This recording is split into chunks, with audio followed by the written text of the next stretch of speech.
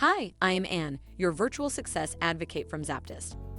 ZAPTEST is a leading free and enterprise software test automation and RPA tool.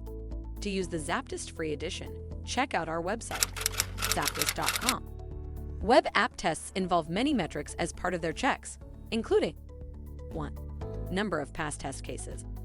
Counting the successful test cases helps QA staff get an idea of the web app's health while also identifying the components that require further testing or streamlining. This combines with the number of failed test cases to demonstrate the program's current issues. 2. System Usability Scale score. It can often be difficult to quantify an application's usability or design. One possible route is to use the System Usability Scale. This rates the program on its complexity, feature integration, ease of use, and more to see how users would likely respond.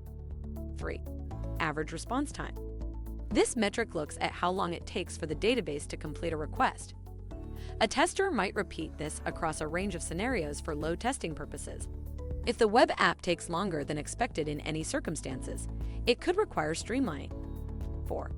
Requirements coverage. Quality assurance teams must make sure their web app checks adequately cover every significant function and are able to satisfy any upcoming deadline. Requirements coverage metrics show testers their current progress, illustrating how many more tests they need to complete. 5. Defects per build. This metric helps testers see measurable progress across different iterations of the same software. This may be especially helpful when checking a new build. For regression testing, tracking defects per build allows the team to identify issues that might be due to new features. 6. Number of vulnerabilities. Web app and website security testing reveal how many security exploits are present in the application across several categories. This metric shows how developers can tighten their security. For example, they could stop future SQL injection attacks by implementing robust input validation. If by now you have any inquiries or are considering learning more about ZAPTEST, drop a message on the website at the red widget, and we would be pleased to help you along the way. Make sure to comment and share this video with your peers and colleagues.